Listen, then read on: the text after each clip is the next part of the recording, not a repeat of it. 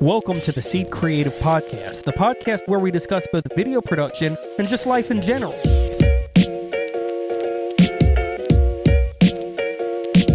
The goal of this podcast is the same as the goal of our business, to make a difference in people's lives. Hello and welcome to the Seed Creative Podcast. I'm your host, Nicholas Coker. And I'm Nick Golden. See, I guess you're right. It wasn't funny. Yeah, it was funny. Should I start over? Yeah, it was funny. I'll just keep going. All right. So today, I am not George Evanston. George is stuck at the DMV. Yep. That was a Office reference, in Michael Scott. In the episode of The Office where where Michael Scott is hosting his last Dundies. He goes, we were stuck in line at the DMV, which is actually where George is right now. So anyway, Gotta find Michael Scott. Yeah. And then I gotta get him to the Dundies. If you ever watch The Office, don't watch this podcast. Go watch The Office. I mean it. I'm sending you away and come back in a month or two when you finish the 9 seasons. Anyway, today we're talking about what, Nicholas Coker? We're talking about what I have been up to lately here at Seed Creative, which is working on a video for a client of ours called Mammut. And how long did you work on said video? I worked on it for about 2 weeks. Oh, that's not as long as I thought it was.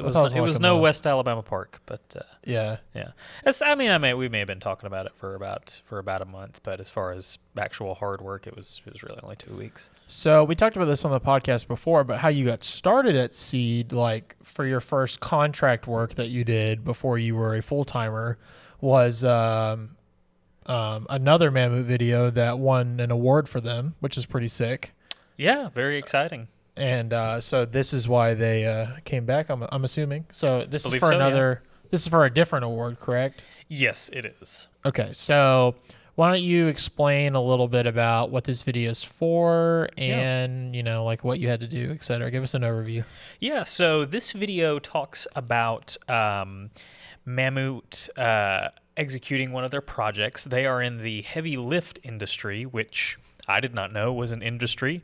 And I'm guessing a lot of other people don't either. But basically what they do is they take these huge things like these modules for heavy industry and stuff like that. The previous video, it was a walkway at an airport. But these very heavy things that other people have built, and they just move them from one place to another. It's a big mystery. It's like, how did they move the pyramids? What did they do? It was Mammut. Yeah, that was kind of their big break.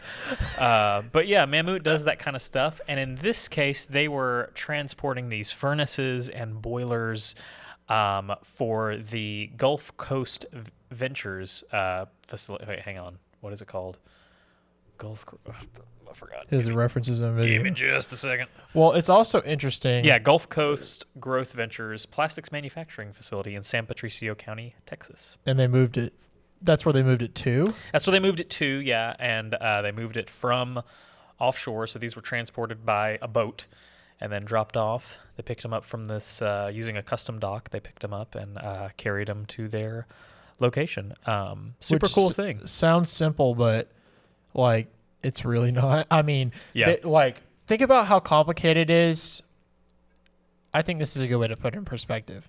If you're moving to England, let's say, from New York City, how hard is it to get your car to England? Yeah. And then multiply that by 1 million or something. Yeah, that's pretty close. That is how hard it is to do what they do. I feel like that's a pretty good analogy. Oh, yeah, definitely. So, yeah, they're moving this huge stuff, these great distances, and that's their job. So this video is talking about that process and getting into detail that is very important for people in that industry, because like I said, this is for another award that they're up for. So a lot of it, as the common viewer, you might kind of look at and say, what are they talking about there? But it's it's important in their world. But lots of cool stuff happening. I think the thing that is coolest about this video in particular is it's just I feel like, and we're going to break it down a little bit, but some of the like animations and stuff that you've put in it is what people have come to expect in some ways for like videos, just like this kind of like info style video, but they don't really think about how long it takes. Because like it's just, you know, a lot of videos, not like this one, but like some other ones are just like littered with stuff, way too many graphics sometimes, which I think you're good at striking a balance of. But like it's just, and people don't think this took you 2 weeks to do. They think they just expect it. So I think this would be interesting for both people that do what we do, or people that have no idea. Like my mom. Yeah. Hi, Mom. She watches every single one. Cool. On Monday. Anyway. Very cool. So how about you show us and talk us through a little bit about like, and I don't know if you want to talk about like the basic process first, or if you just want to jump straight into it. Yeah, no. The process for these is pretty simple, especially since it's one of those things where they just sort of let us loose. So basically, for this one, Mammut reaches out to us, and they say, "Hey, we want this video. We did this thing." And then they send us a bunch of press releases and any footage that they have. And so the press release is where the script comes from. So earlier, before we started the podcast, you asked if I wrote this video, and I didn't really. They kind of did. It was a press release, and it flowed so well that not much changed when it got turned into a video script. But that's where that comes from. And like I said, they send us any footage that they have of the process. And in this case, they had a lot of really great footage. For the last one, that was kind of the challenge, and why we had to do so many animations is because there was not a lot of footage, not a lot of usable footage. But this one was quite different, and so it was an interesting challenge. But yeah, they send us all that stuff. I make the script out of it, and like I said, for this one, there wasn't much to it. And once they give the A-OK on that, off I go.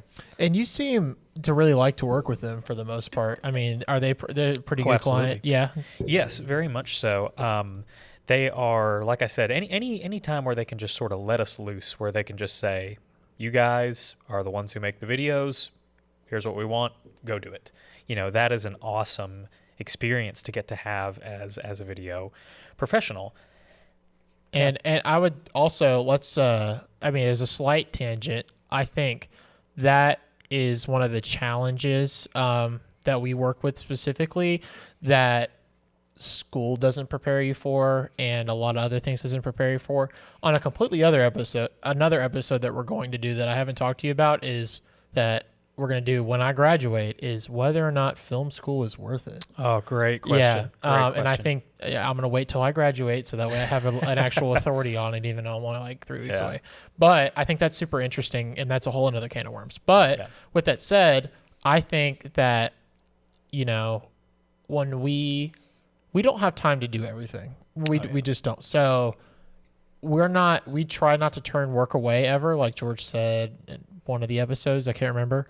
But sometimes, you know, it comes down to we're just not a good fit to work with a client because of just creative differences that happen sometimes. Yeah. And I think Mammut is as far opposite from that as possible. They're in like the motion VFX camp almost of like, here, we need this. We trust you. We're just people that move stuff. Like we have a different side of the brain than you do. You do the creative stuff. We'll do the technical stuff. So anyway, absolutely. That was a tangent, but no, it's good because it gets into something I wanted to bring up, and again, as another reason that I love working with Mammut is because they're a client who they give good feedback to. That's one of the biggest challenges in this industry is getting that client feedback, and so often it's just hard to implement, or you don't want to implement, because sometimes there may be an assumption there that that anything we put together in video form or in animation form is just sort of what I like to call flash and trash. Yeah. You know, it's just meant to look pretty and that's it. But actually, you know, what I love about corporate video and explainer videos like this is that there is that element of everything has to have a purpose. I can't just have an edit just because, or I can't just show a specific shot because I want to. Right. Everything has to be motivated, all the way down to how this animates. So I'll take us up to this animation right here, where you see this tire is coming out and it's sort of multiplying, and then we see what it is. It's 800 axolines of SPMT, and then of course we get all the way up to 1578, and that's talking about how much of these SPMT trailers that Mammut used over the course of this project. And so when I originally created this animation, it was just a tire. That was just representing this SPMT thing, and it kind of makes sense. So it goes down, we get a good look at what it is, and then it kind of shrinks down, multiplies, and then we see exactly how many of them there are, and then it multiplies once again. But like I said, it was originally a tire, just kind of representing that thing. But when I got client feedback from Mammut, the representative said, could we maybe get something that's a little more, iconic than, just a tire, something that represents the SPMT trailer itself. And at first there was that part of me that was like, okay, well, I'll do this because they're telling me to. Because you look at this sort of chunk of the SPMT here, and you see it's mostly tire. That's kind of everything that sticks out. Right. So part of me was like, oh gosh, why do I have to do that? But then in this case, I kind of realized, well, no, that's a good opportunity because I can have it be like that, and then once it's expanded out like that, it looks like a giant SPMT trailer, Right. which is something I was not getting before. So it's one of those cases where, yeah, the client feedback from Mammut is fantastic, and I love working with them. So do you hand draw, did you hand draw the tire, or do you use reference pieces from something? How do you set out to make, it's fairly simple, the first part of it at least. But how do you create that essentially? Great question.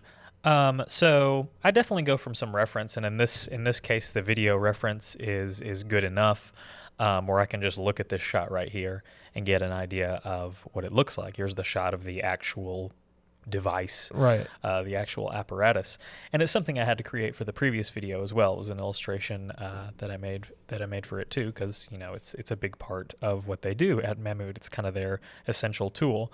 But I don't go off of blueprints or anything, if that's what you're asking. And sometimes they do send something that's like, here's what this thing looks like, because I just genuinely have no idea.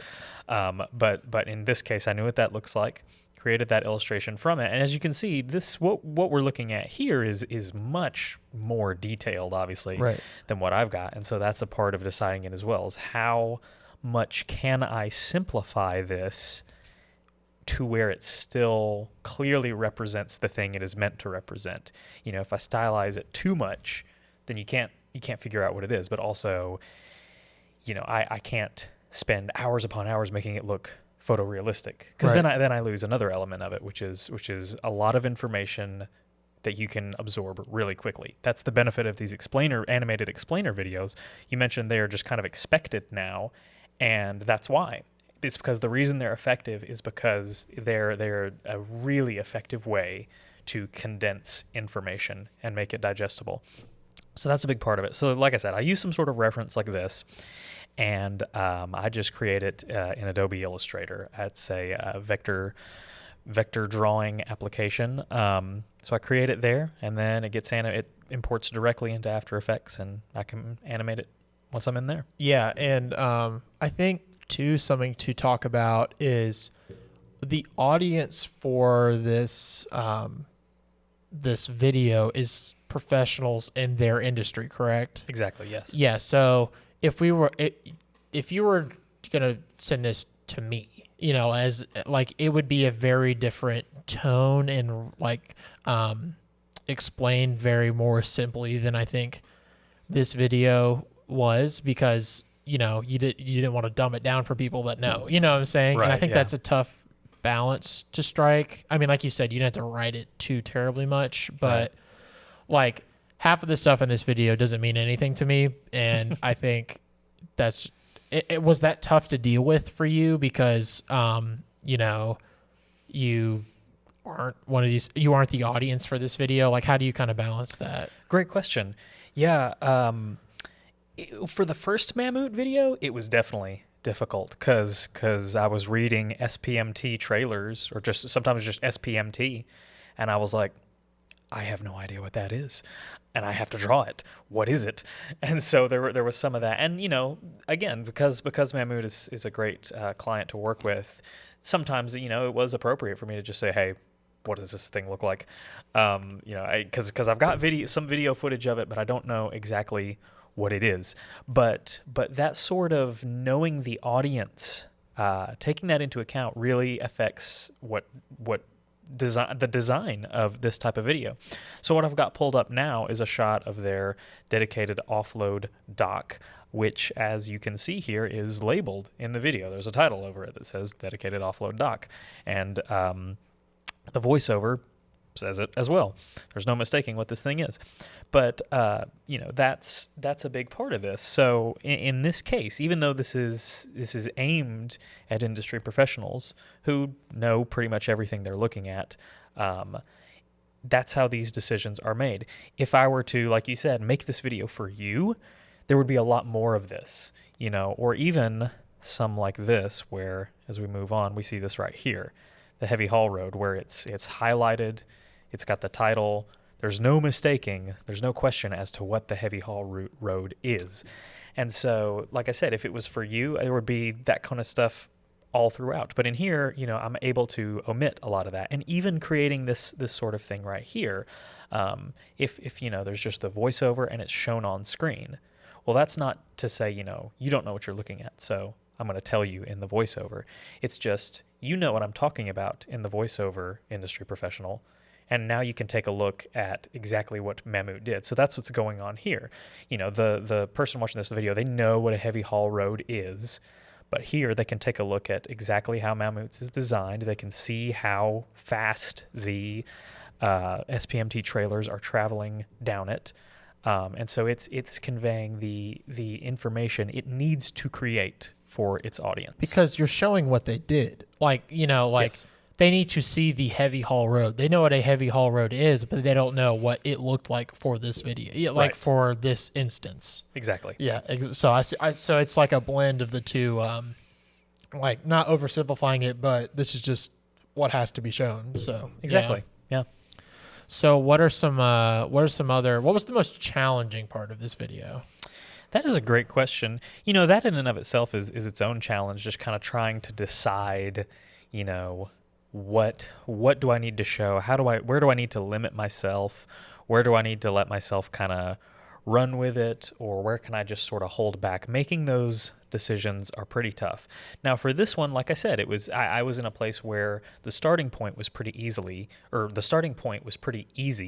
because there was so much good footage. So with a video like this, I was able to do the default, I would say. And to be clear, we didn't shoot the footage. Sorry. Yes, that is clear, yeah. And so, we can have the voiceover, reading the script, and then put the appropriate footage with it. So if it's talking about a trailer, we show a trailer. If it's showing about a worker, we show a worker. And then I can have that question of, okay, is this sufficient? Is this getting that? But so like I said, that is making its own challenge. But to be a little more specific as far as a specific challenge, it was actually some of this right here, some of the compositing. Although, I am a motion designer, I don't do a lot of compositing. And so for those who don't know, compositing is when you take something that's computer generated, like an animation, or even if it's not computer generated, something that wasn't there in the shot, and you make it look like it's in the shot. But what this is trying to do is take this 2D image, this video footage, and calculate what the 3D is. So this was, to be clear, this was tracked in After Effects then? Correct. Okay. Yes. What you're looking at was tracked in After Effects, and I was able to design these rulers myself. And so it kind of made me realize, I was aware of this before, but it was one of those things where you really start to wonder about it. There really is an art to doing compositing like this. It's hard. I could do it with M-Tracker. I do not know how to do. I'd have to look it up or have you explain to me of how to do it in After Effects, because like I've said many times, I'm an After Effects user, not an After Effects creator.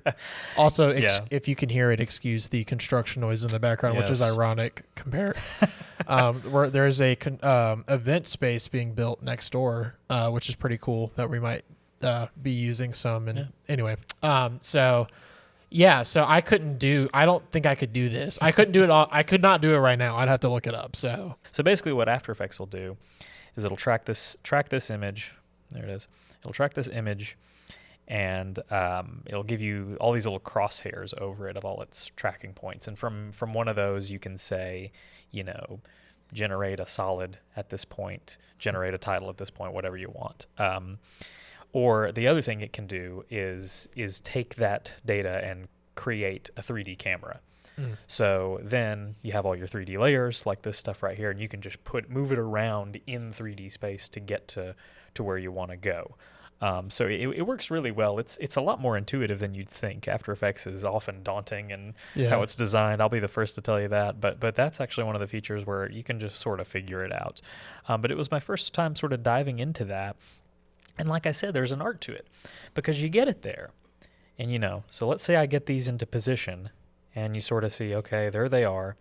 How far do I go from that point, though?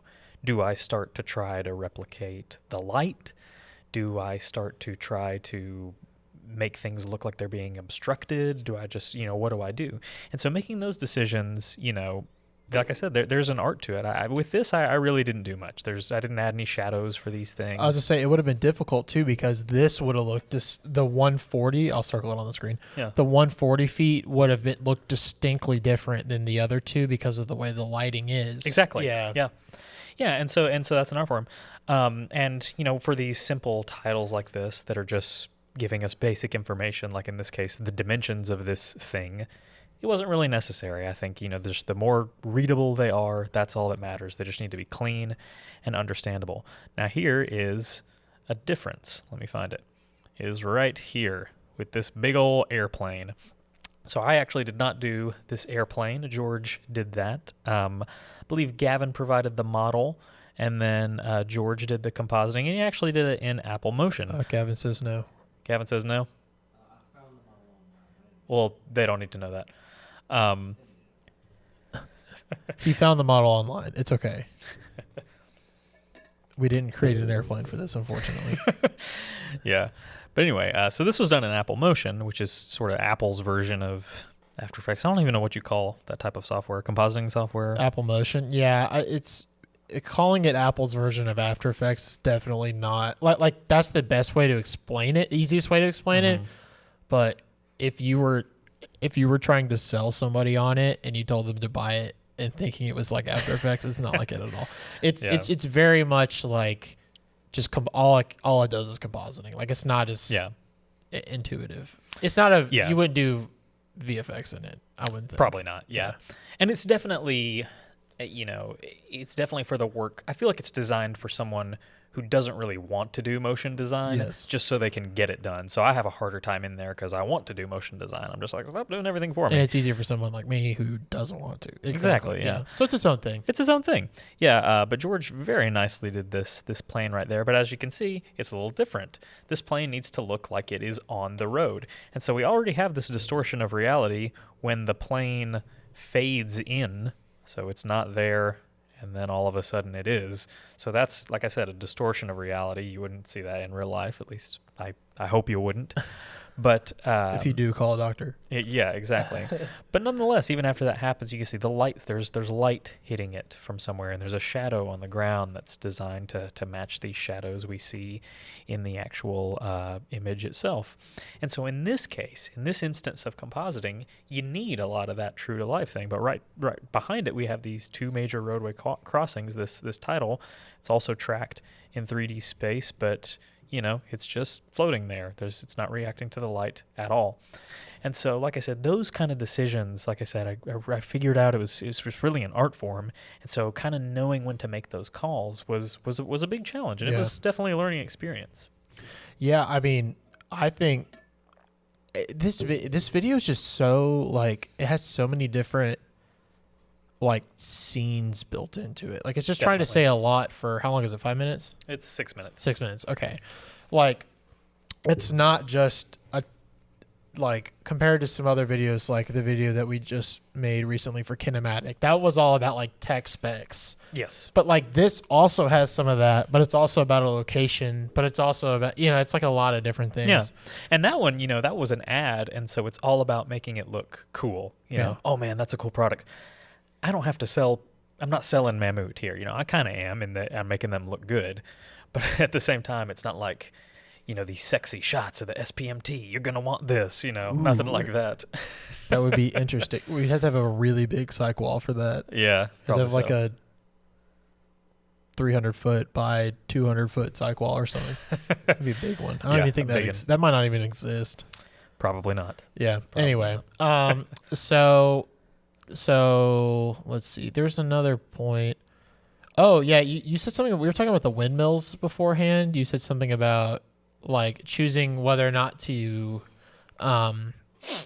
design it or just use a title that's already built in. Wasn't that something you were talking about with this? No, I was just bringing that up just to say that I didn't design every title. So I mentioned that already. Yeah, let's keep going through it. I'll go back, see if we missed anything. Oh, I'm a big fan of I'll cut some of this dead space out. Good. I'm a big fan of stuff like that. The US like map thing. Like I actually had you do, I don't know how hard it was. For the record, this is a map of the world, not just the United States. I just realized what I said. Yes, there are other countries. I'm sorry. It's okay. It's all red. Most maps they're kind of cut up, but this one that's just one big piece. It's because Mammut owns the world. Mammut owns the world. Okay. Yes.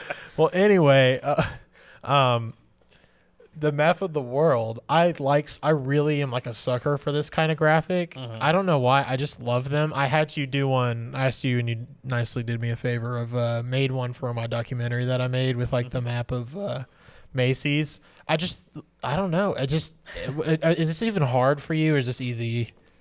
This is pretty easy, honestly. Yeah, because that's that map of the world is not something I'm drawing myself. That's just an asset. I was gonna say, I'd be impressed if you hand her this. I did not know, but no, I understand why it's so appealing. Is because it's what I was saying. It gives you a lot of information really, really concisely. All we need is what we're looking at right now. And we know exactly what's trying to be communicated. Now we need the context of the video to understand what these 6 international locations are and why they're important. But like I said, this is a total and complete, piece of information here. Now, on a totally other, like unrelated note to this, you talked about, you're editing, you're creating some stuff in Illustrator and you're editing in After Effects and you're using some stuff in Final Cut. Mm-hmm. I have kind of 2 different questions with this, and I'll ask you both. You can tackle whichever one you want first. How do you handle going in between all these different platforms, and how do you keep a concise look through all of them when you're using many different elements like all together? Yeah, that's a great question. And for some, there's just a better, bridge than others. Going from something like Illustrator or Photoshop or something like that to, let's say, Final Cut or something, anything else. Going from one of those to any sort of video software is relatively pretty easy, just because half the time you're just going to be bringing some image from one to the other, and as we all know, that's no real challenge.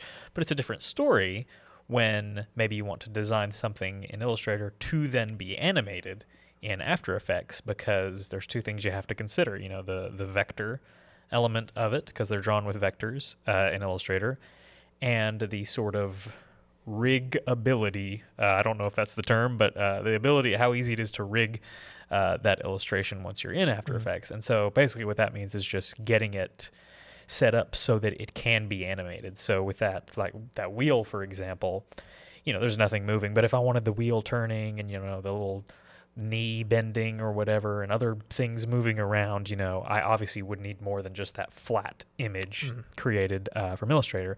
So since Illustrator and After Effects are both Adobe, they're kind of designed for each other and they work together pretty well. Now, I think it would be a different story if I was going from Illustrator to like Motion, but I haven't tried it, so I don't know.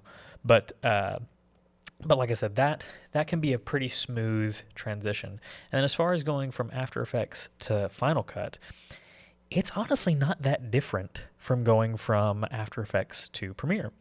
So Premiere is Adobe's nonlinear editor. It's sort of their Final Cut, and it's it's set up to work together with After Effects pretty well. You can sort of bring one into the other, but it doesn't always work super well. So even when I'm doing it there, most of what I do is I just export whatever I create in After Effects, export it with what's called an alpha channel, and then bring it into whatever nonlinear editor I'm using. And basically, like ProRes, basically. Exactly. Yeah. So the alpha channel, what that does is basically gives it transparency data. So any video already has red, green, blue data, and that's how it creates the image. Alpha channel is one more channel that says, here's the transparency values for each pixel.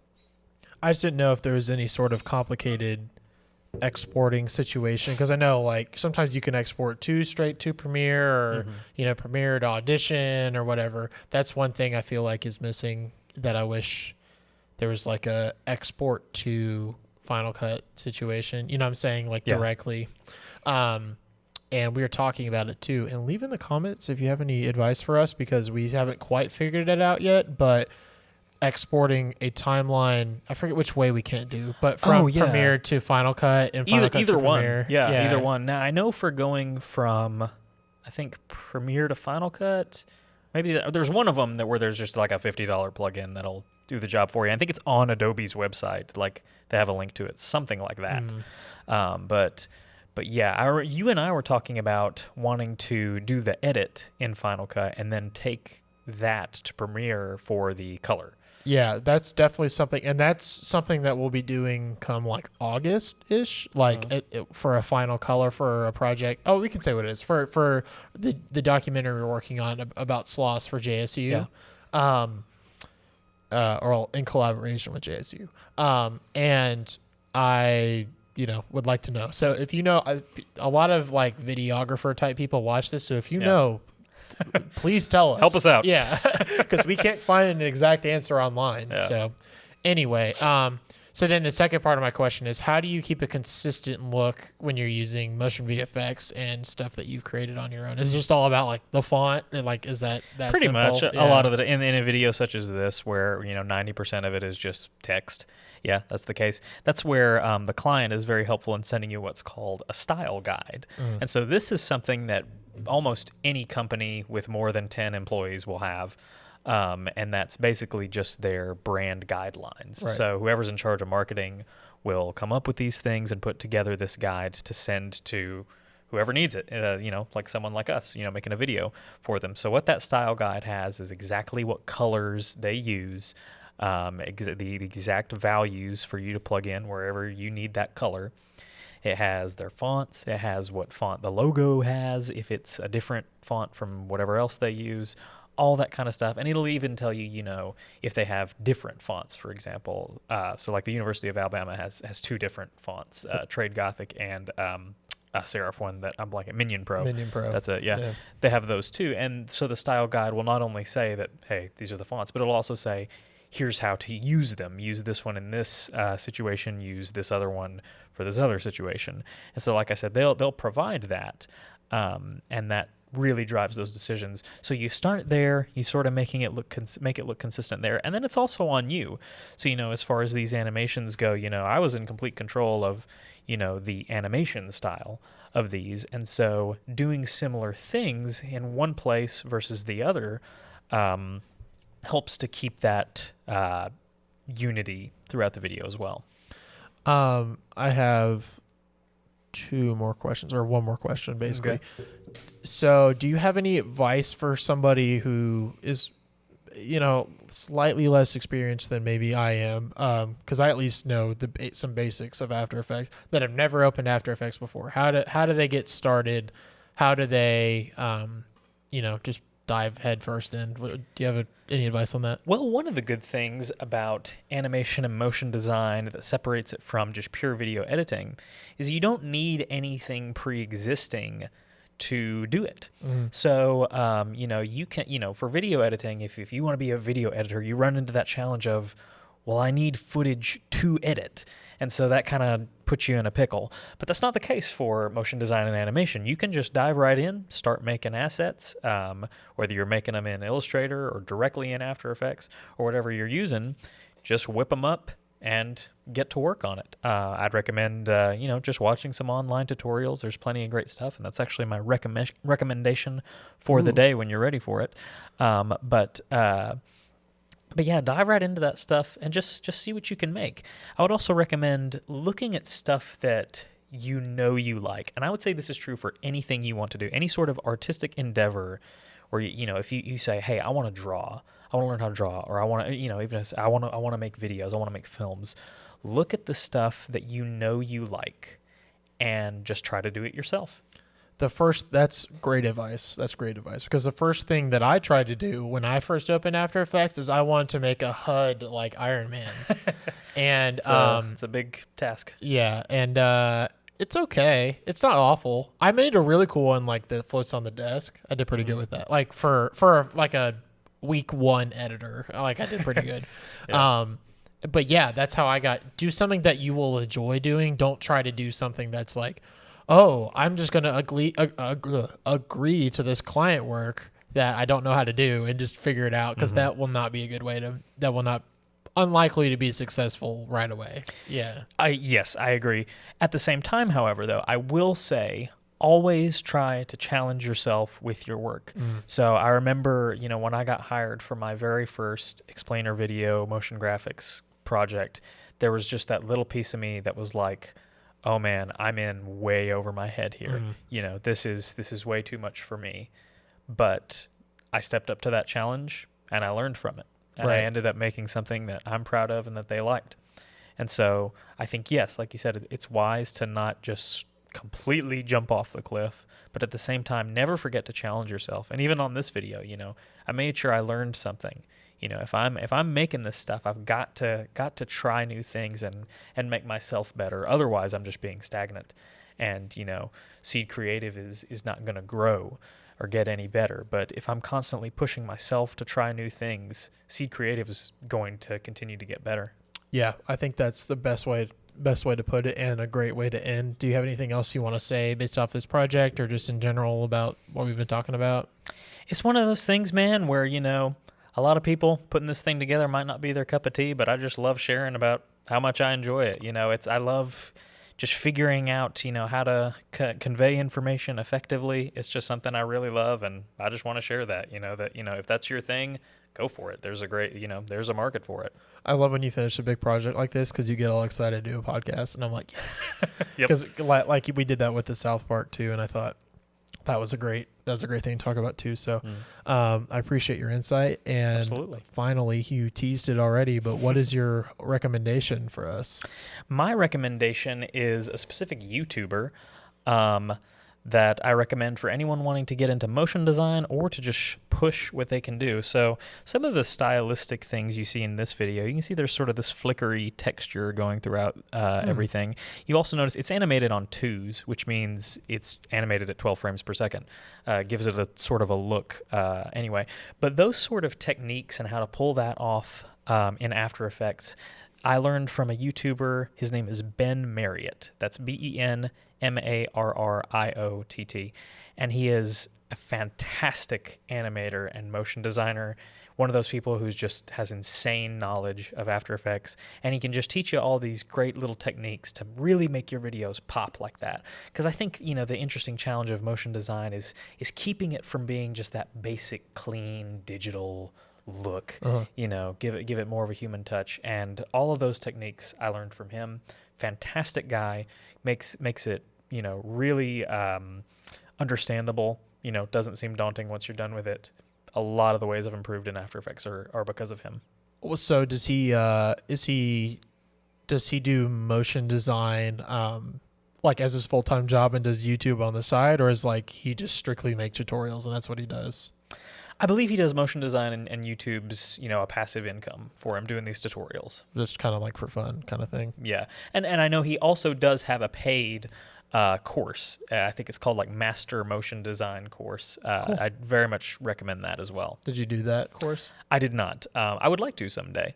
But you just watch his videos. But I just watch his videos, yeah. Well, that's a great recommendation. So it ties in very well. So I told him he had to make a recommendation last minute because I forgot, and that was pretty good. So that's been it. Again, please excuse the beeping in the background, but hopefully it's not too bad. Thanks for watching the Sea Creative podcast. I encourage you to go and watch last week's episode that came out. It was with an amazing video production guy named David Barker who lives in Taiwan. It was an amazing, amazing episode. He's so cool. So check that out. Come back next week. Same as always, we'll be giving you another podcast next Monday. That's been it. Peace. This podcast was produced by Nick Golden with executive producer George Edmondson, edited by Nick Golden and Gavin Manning. Be sure to subscribe, drop a like and a comment. Tune in every Monday for brand new podcast content, and we'll see you on the next one.